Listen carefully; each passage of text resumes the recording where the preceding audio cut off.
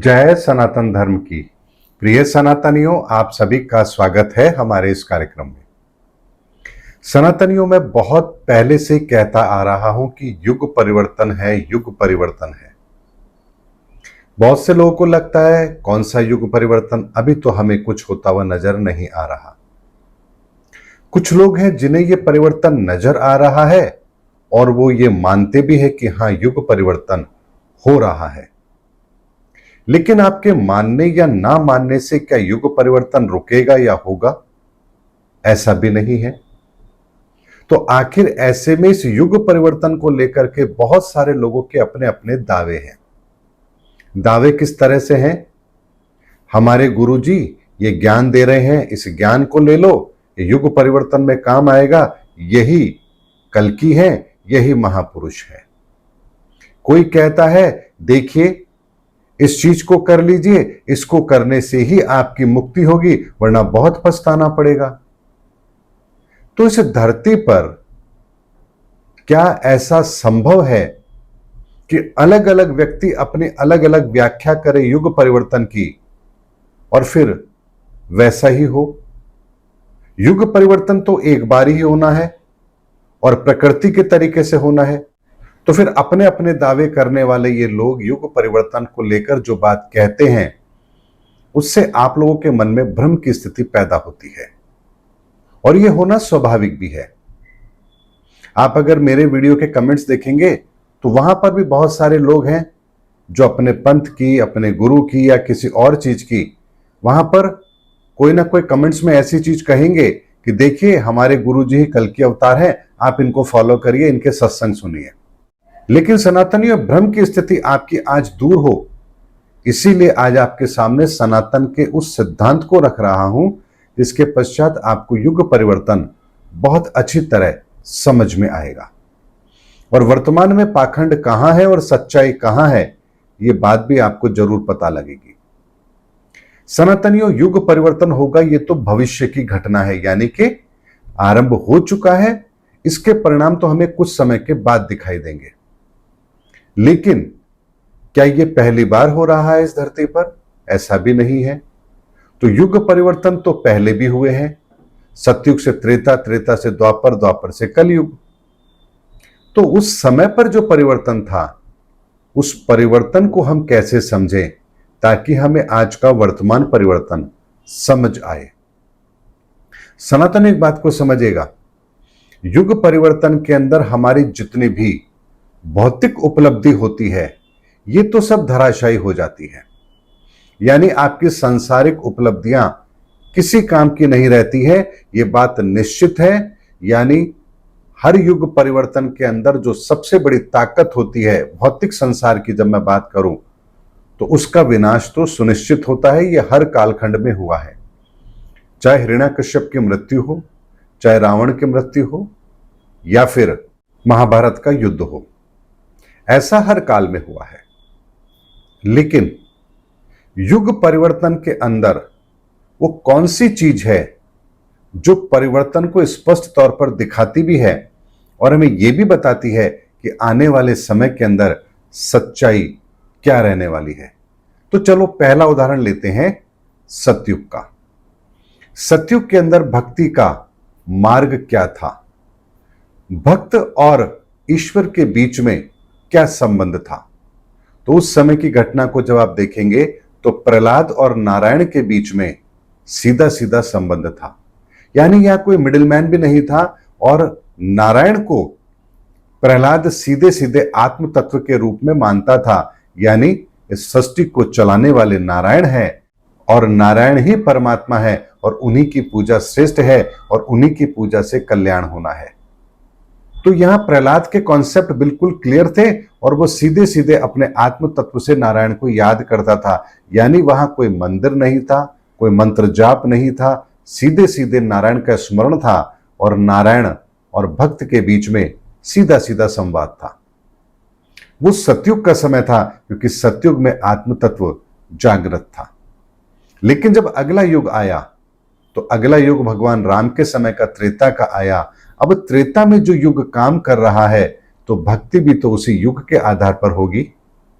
तो ऐसे में जब मन तत्व काम कर रहा है त्रेता युग के अंदर, सेकंड डायमेंशन यहां पर जब एक्टिव है, तो यहां भक्ति भाव भी फिर मन से होगी।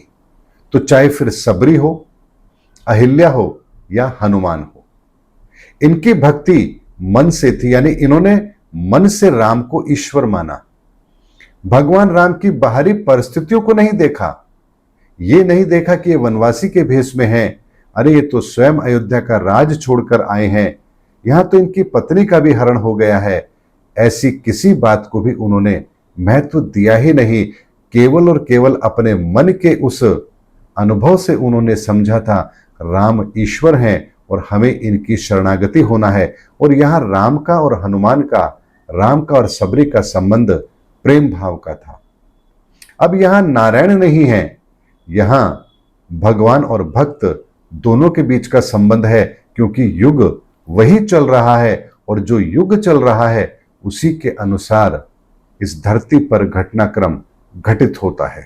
तो अब आप बताइए, भगवान राम के समय पर फिर प्रहलाद जैसा भक्त क्यों नहीं हुआ? क्योंकि जब युग बदल चुका है तो फिर प्रहलाद जैसी भक्ति अब यहां नहीं रहेगी, यहां हनुमान और राम, सबरी और राम जैसी ही भक्ति रहेगी। अब यहां पर आप अगर तुलनात्मक अध्ययन करेंगे तो प्रहलाद के समय पर नारायण उसके सामने नहीं थे, लेकिन उसकी भावों में भक्ति थी, यानी उस आत्म तत्व के द्वारा वो अपने ईश्वर से जुड़ा था। दूसरे युग के अंदर भगवान राम के सामने उनके भक्त भी थे, यानी हनुमान और राम दोनों आमने सामने हैं, और यहां भक्ति का भाव है, यानी समर्पण भाव है। ईश्वर की आज्ञा की पालना ही एकमात्र उद्देश्य है। लेकिन जब तीसरा युग आता है, द्वापर युग आता है, यहां मंगल तत्व सक्रिय है, थर्ड डायमेंशन एक्टिव है, तो यहां स्थायित्व जरूर देखने को मिलेगा। तो यहां जो भक्ति का भाव है उसमें ईश्वर और भक्त के बीच में, आत्मा और परमात्मा के बीच में आपको डायरेक्ट संबंध देखने को मिलेगा, उनका सानिध्य देखने को मिलेगा। तो यहां राधा और भगवान कृष्ण दोनों के बीच का संबंध आपको पता है। यानी यहां पर नारायण ने स्वयं ने अपने भक्त के साथ समय व्यतीत किया है, यहां उन अनमोल पलों को जिया है जो भक्त जीना चाहता है। तो यहां भक्ति का भाव थर्ड डायमेंशन में बिल्कुल बदल गया। यहां आमने सामने प्रत्यक्ष तौर पर भक्ति भाव है, यहां कुछ और है ही नहीं। तो यहां ना कृष्ण के कार्य हैं, ना कृष्ण के कार्य को करने का समर्पण भाव है, यहां अगर है तो केवल और केवल कृष्ण का सानिध्य है। क्योंकि थर्ड डायमेंशन एक्टिव है, और अगर थर्ड डायमेंशन एक्टिव है तो फिर भक्ति को भी उसी तरह से तो होना पड़ेगा। अब यहां पर आप देखेंगे तो थर्ड डायमेंशन के अंदर भगवान श्री कृष्ण के भक्ति का उदाहरण आपको राम के जीवन में नहीं मिलेगा, आपको प्रहलाद के जीवन में नहीं मिलेगा। लेकिन जब कलयुग, चौथा युग आरंभ होता है कलयुग का, तब यहां बुद्ध तत्व सक्रिय है, तो अब यहां भक्ति भाव भी उसी के आधार पर होगा। तो हर व्यक्ति अपनी बुद्धि के आधार पर ईश्वर को परिभाषित कर रहा है, और ईश्वर को परिभाषित करके उसको प्राप्त करने का मार्ग भी अपने आधार पर बना रहा है। तो कोई कहता है योग करो, कोई कहता है राधा नाम का सुमिरन करो, कोई कहता है गुरु की आज्ञा में रहो, कोई कहता है शास्त्र ग्रंथ पढ़ो, कोई कहता है तीर्थ यात्रा पर जाओ, कोई कहता है प्रकृति से प्रेम करो, कोई कहता है ईश्वर होता ही नहीं है। यानी हर तरह की विचारधारा और हर तरह की विचारधारा के पीछे उसको फॉलो करने वाले लोग। क्योंकि ये कलयुग का समय है, बुद्ध तत्व सक्रिय है, और बुद्ध तत्व जो होता है, बुद्धि, वो आपके भीतर होती है, आपके विचारों को उत्पन्न करने का साधन भी वही है। ऐसे में जितने विचार होंगे उतने ही ईश्वर को पाने के मार्ग बनेंगे, और यही कुछ इस समय पर हो भी रहा है। तो कलयुग के अंदर अनेक तरह के लोग हैं, अनेक तरह की विचारधाराएं हैं, और अनेक तरह के पंथ हैं। यानी कोई भी व्यक्ति ये मानने को तैयार ही नहीं है, अरे जब ईश्वर एक है तो उसको पाने के मार्ग अनेक कैसे हो सकते हैं। तो हिंदू अपने तरीके से, मुसलमान अपने तरीके से, जैन अपने तरीके से, बौद्ध अपने तरीके से। अब यहां पर भी विभाजन रुकता नहीं है। मुसलमान है तो सुन्नी और शिया, जैन मत है तो दिगंबर और श्वेतांबर, अगर हिंदू धर्म के अंदर है तो फिर निराकार और साकार, साकार के अंदर भी राम कृष्ण शिव, अनेक रूपों के अंदर हमने अपने भक्ति भाव को बांट रखा है। क्योंकि ये बुद्ध तत्व का समय है और ब्रह्मांड के अंदर जो तत्व सक्रिय होता है इस धरती पर वही घटित होता है। लेकिन अब अगला युग आना है धर्म युग। तो धर्म युग के अंदर किस विचारधारा को नए रूप में आना है? हमारी शारीरिक रचनाएं वही रहेंगी, हमारी सोच के पैरामीटर भी वही रहेंगे, लेकिन हमारी सोच के अंदर जो तत्व अब शामिल होगा वो गुरु तत्व होगा, ज्ञान तत्व होगा, धर्म तत्व होगा। यानी एक ऐसा एलिमेंट जो आपको सच को परखने की ताकत देगा। तो यहां हमारी जितनी भी विचारधाराएं हैं, इन प्रत्येक विचारधारा के भीतर जो सत्य है, जो सत्य प्रत्येक विचारधारा के अंदर है, इसका बाहर आना सुनिश्चित है। इसीलिए वर्तमान के अंदर जो नई विचारधारा जन्म ले रही है वो हमारे लिए नई है। क्यों नहीं है? क्योंकि हम जिन विचारधारा को मानकर बैठे हैं उसके सामने नई विचारधारा है, लेकिन वास्तव में यही विचारधारा तो सही विचारधारा है, यही तो पुरातन विचारधारा है। हमने जिन विचारधाराओं को पकड़ा वो नई है। इसलिए पुनः उन्हीं विचारधाराओं को इस धरा पर स्थापित होना है जो आदिकाल से चली आ रही है। ऐसे में धर्मशास्त्र का ज्ञान और उस धर्मशास्त्र के ज्ञान के बाद में उससे ऊपर का पारलौकिक ज्ञान, अब उसका समय है। यानी जिन चीजों को आपने किताबों में पढ़ा है, जिन क्रियाओं को आपने अपने जीवन में शामिल किया है, जिन पाखंडों को आपने अपनी आंखों से देखा है, उसका कई बार आप भाग भी बने हैं, जिन विचारधाराओं की विभिन्नता को आपने अपने आसपास देखा है, इन सब में से उस सत्य का बाहर आना, क्या आपको ये छोटा काम लगता है? क्या ये काम किसी इंसान के बस की बात है? क्या कोई है जो इतनी सारी विचारधाराओं के अंदर से उस सत्य को बाहर निकाल पाएगा? जहां व्यक्ति की विचारधारा वही रहेगी, लेकिन आप उस विचारधारा के भीतर का सत्य उसके सामने रख पाएंगे। ये कार्य किसी मनुष्य का हो ही नहीं सकता। और क्यों नहीं हो सकता? क्योंकि ये धर्म की स्थापना का कार्य है। तो आप सोचिए, धर्म की स्थापना के कार्य के लिए किस ऊर्जा का होना आवश्यक है? यानी ऐसी ऊर्जा का होना आवश्यक है जिसके भीतर धर्म स्थापित हो, और जिसके भीतर धर्म स्थापित होगा वही धर्म युग की नींव का शुभारंभ कर सकता है। सनातनियों, एक एक बात को बड़े ध्यान से समझिए, क्योंकि बहुत सारे लोग हैं जो कल्कि को लेकर के बड़े भ्रम की स्थिति में हैं।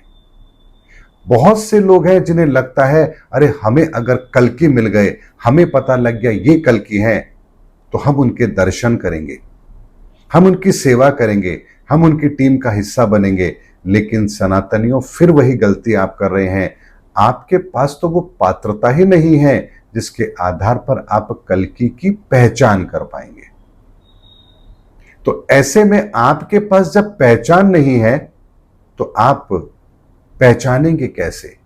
इसीलिए आज के वीडियो में मैं आपको वही बता रहा हूं कि कैसे पहले युग के बाद भक्ति का वो तरीका बदला, उसके बाद फिर भक्ति का तरीका बदला, और कलयुग में भक्ति का तरीका क्या है और धर्म युग में भक्ति का तरीका क्या होगा। इस बात की गंभीरता को यदि आप समझेंगे तो ही आप कल्कि की उस लीला को समझ पाएंगे, कल्कि को पहचान पाएंगे, कल्कि के कार्यों को पहचान पाएंगे। अन्यथा आप यूं ही देखते रह जाएंगे और धर्म स्थापना का कार्य पूरा भी हो जाएगा। लेकिन इस धर्म स्थापना के कार्य में एक बात जो होनी है वो बिल्कुल स्पष्ट है। इस धर्म स्थापना के अंदर हमारी विचारधारा को ही परिवर्तित होना है और किसी चीज के अंदर बहुत बड़ा परिवर्तन नहीं होगा। यानी हमारी विचारधारा जो वैज्ञानिक है, उस वैज्ञानिक विचारधारा को भी अब सनातनी विचारधारा होना पड़ेगा। यानी विज्ञान जिस पर आधारित है उस सच्चाई को, विज्ञान को समझना पड़ेगा। हमारा धर्म जिस विज्ञान पर आधारित है, हमें उस विज्ञान को समझना पड़ेगा। हमारी भौतिक संसाधनों की जो सीमा है, ये सीमा किस वजह से निर्धारित हुई है, हमें इस विज्ञान को भी समझना पड़ेगा। यानी हमें उस प्रकृति के विज्ञान पर आना पड़ेगा, जो विज्ञान इस सृष्टि के आरंभ से आरंभ है और अनंत काल तक ये विज्ञान रहेगा। जैसे सृष्टि के आरंभ से जब से मनुष्य की रचना हुई, हम मुख से ही भोजन करते हैं, आज भी मुख से भोजन करते हैं, और अनंत काल तक जब तक इस धरा पर हम मनुष्य रहेंगे, हम मुख से ही भोजन करेंगे। ये एक नियम है, क्योंकि ये नियम बदल नहीं सकता। क्योंकि केवल बात इतनी सी नहीं है कि हम मुख से भोजन करते हैं, इसके साथ आपके पूरे शरीर की रचना, ब्रह्मांड का आपके साथ कनेक्टिविटी का होना, आपके भीतर सातों ऊर्जाओं चक्र का प्रवाहित होना, उसकी ऊर्जा के अधीन आपका कार्य करना, ये पूरा मैकेनिज्म इस तरह से है कि जिसमें कोई छेड़छाड़ की ही नहीं जा सकती है। इसीलिए सनातन एक बात को समझिए, इस धरती पर जो विज्ञान काम करता है, उस विज्ञान का नाम है सनातन विज्ञान।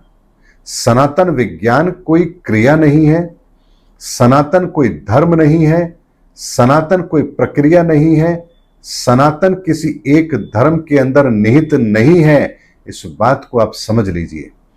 इस सनातन का विज्ञान इस धरती के प्रत्येक चीज पर लागू होता है, इस ब्रह्मांड पर लागू होता है, हम मनुष्यों पर लागू होता है, जीव जंतुओं पर लागू होता है, पेड़ पौधे पहाड़ हर चीज पर लागू होता है। बिना सनातन के तो आप इस धरती पर किसी भी चीज की कल्पना कर ही नहीं सकते।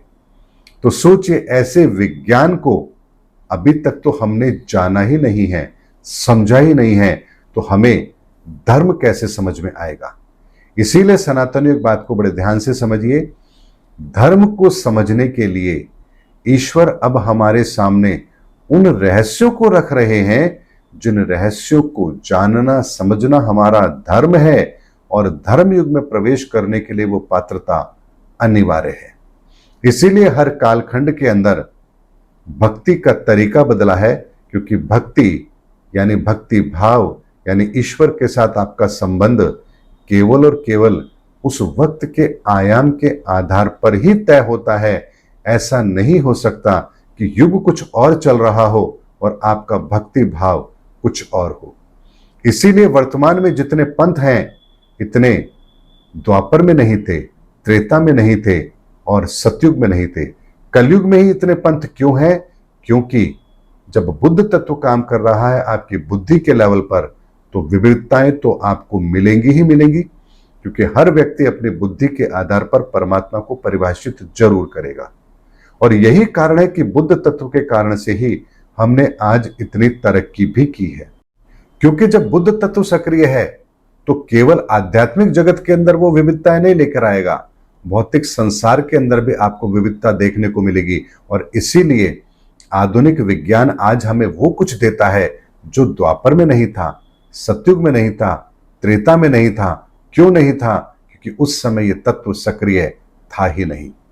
इसको ऐसे समझिए, अगर दिन का समय है तो आप अपना कमरा बंद करके अंधेरा तो कर सकते हैं, लेकिन पूरे शहर को आप अंधेरे में नहीं कर सकते। और अगर दिन का समय है और रात होनी है तो पूरे शहर में अंधेरा आना ही आना है, ये निश्चित है।